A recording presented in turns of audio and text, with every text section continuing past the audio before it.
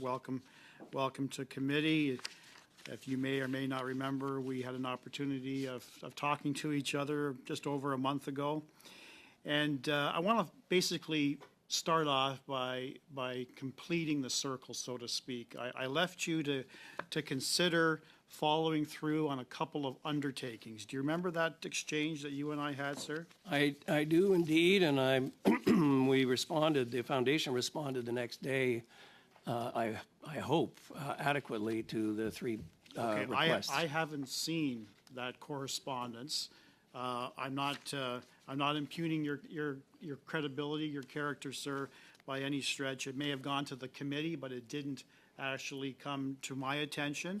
And I just want to clarify, it is your belief today, as I believe it was your belief when you last testified before ethics, that $140,000 came from a Canadian corporation, correct? The Millennium Golden Eagle Corporation? That is my belief. Okay.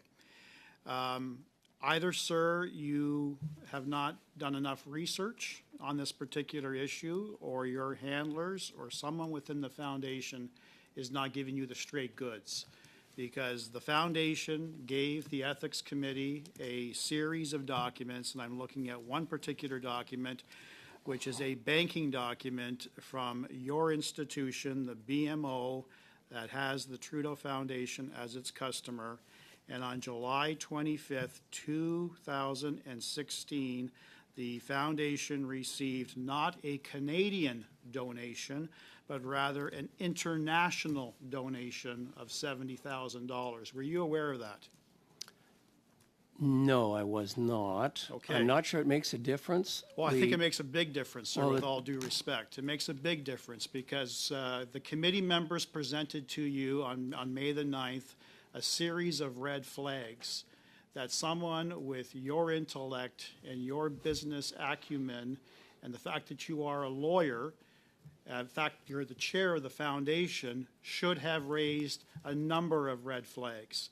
Now, I know you went into that committee as you went into this committee talking about unfair, ungrounded allegations. But let's talk about facts.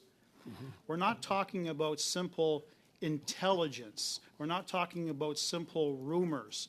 We're talking about an intercepted, recorded conversation between CSIS and one of the donors, Mr. Bin Zhang, and a Toronto consulate, who was promised as follows. The donors, Mr. Bin Zhang was told by the Communist Party in Beijing to offer the money in the hopes of influencing the new Liberal leader, Justin Trudeau. And surprise, surprise, money flows in, foundation reaches an agreement with Mr. Zhang and Mr. Ginshang. Within 5 months, both of those businessmen, those Chinese, not Canadian businessmen, Chinese businessmen, were granted private access to the newly minted Prime Minister. That didn't raise a red flag to you. Furthermore, sir, we have a real discrepancy when it comes to the tax receipts. The first tax receipt I brought to your attention was issued to the Millennium Golden Eagle International Canadian Incorporated Company with an address in Hong Kong. And then Beijing interfered, contacted the foundation, contacted to one of your employees and said, sorry, wrong address, send it to Beijing. And I told you, sir, that the address that Millennium Golden Eagle International Canadian Inc. originally gave the foundation was fake, because there was a reporter who went to Hong Kong and knocked on the door. They never heard of the corporation, or they never heard of Mr. Bin Zhang or knew Genshing. And that didn't raise any red flags to you as the chair of the board either, did it? Well, to be fair, we wouldn't have been aware of any of that at the time. But also, I must say, well, hold on, sir. The foundation was aware of that because the foundation was contacted by Beijing to redirect the receipt. I've looked at that. So, sir, with due respect, you were aware of that. Now, the second receipt that came in 2017 lists the same corporation, this time to an address in Brossard, Quebec, listing Ben Zhang and New Genshing, notwithstanding that this particular address does not accord with the address that the corporation was registered under, which is in Dorval, Quebec. Did you know that, sir? I've heard that. Again, the difference between a registered address and a business address can be, with many Well, corporations, so I think is it's quite important different. because your past CEO, Mr. Rosenberg, misled, in fact, lied to Canadians. And I would probably suggest misled Canada Revenue Agency by suggesting that this was, in fact, a Canadian donation as opposed to a foreign donation. Thank you, and Mr. that was Brock. the concern. That is your that time, Mr. Brock. Mr. Johnson, I understand that you know quite well our former Governor General, Mr. David Johnston. Quite well would be an exaggeration. I've met him a couple of times. Okay. That's it. He's a foundation member. He was a member of the foundation from 2018 until, I think, earlier this year. Right. And he left the foundation as a result of accepting the appointment as the special advisor to the Prime Minister. I'm guessing that that's the case, but It coincided literally with the same day. Important to understand what the role of the members is. The distinction between I don't need to members. know. I don't need to know, Okay. to know the roles. Thank you. I just wanted to confirm the relationship aspect. Yep. Did at any point in time prior to the release of his first report to Canadians, did he reach out to you in person, by letter, email, what have you, to discuss the circumstances surrounding the foreign interference issue pertaining to the foundation and the origins of the $140,000 check? Was that discussed between the two of you? I have received no such communication from him.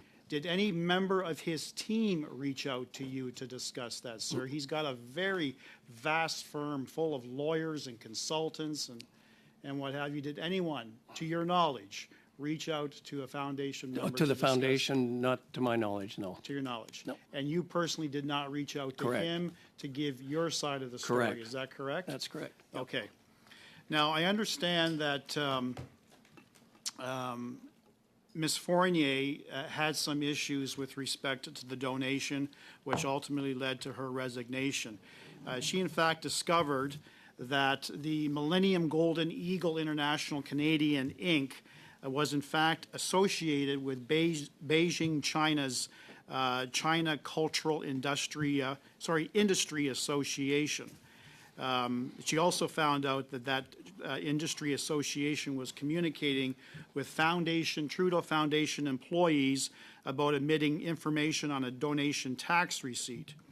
Now, the website of that China Cultural Industry Association says it adheres to the total leadership of the China Communist Party and was formed with state approval. It lists Mr. Zhang Bin as its president. Mm-hmm. As per that association, Millennium Golden Eagle International Canada has Bin Zhang as the chairman and was created with the approval of Beijing, China. Now, knowing what I know now, what Pascal Fournier has known about Millennium Golden Eagle, do you agree, sir, that given your vast knowledge of corporate law, of corporations in general governance, et cetera, would you agree with me, sir, that Millennium Golden Eagle International is in fact a shell company operated by Beijing, China? I have no knowledge of any facts that would support that. Okay. And would you agree with me, sir, that they proudly and publicly take their marching orders from the government in Beijing?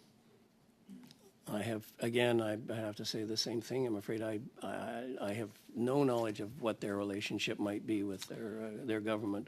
Were you aware that Zhang Bin, one of the donors, was a political advisor to the communist regime based in Beijing? I've read that, yep. Was that known to you prior to your appearance, sir? Today? Yes. Yes, I read about it a while ago. Was it known to you at the time the donation was made? No. No? No, not to me. No, Okay. and I must say, So I'm having a really hard time understanding why Beijing is communicating directly with the foundation, not Zhang Bin, not Mr. Ginshing, not Millennium Golden Eagle situated in Canada, but Beijing giving instructions to the foundation about how the donation receipt should be titled and where it should go, and you as the chairman of the board just surprisingly has no knowledge of this. I certainly had no knowledge at the time. I wasn't aware of the donation, and I first learned about it, a couple of years after it had been made. Well, I would hope, sir, that these people would be fired. This is a serious matter. It complicates the foundation and potentially exposes the foundation to legal risks with the Canadian Revenue Agency. Do you see that potential, sir? I'm not convinced by some of these assertions and allegations. With great respect, I have my doubts about. I have looked at the 160 pages of information relating to, which I believe was every document that the foundation had that was provided some years ago. And no, Mr. Brock, your time is up. I allowed Mr. Johnson just to answer his question.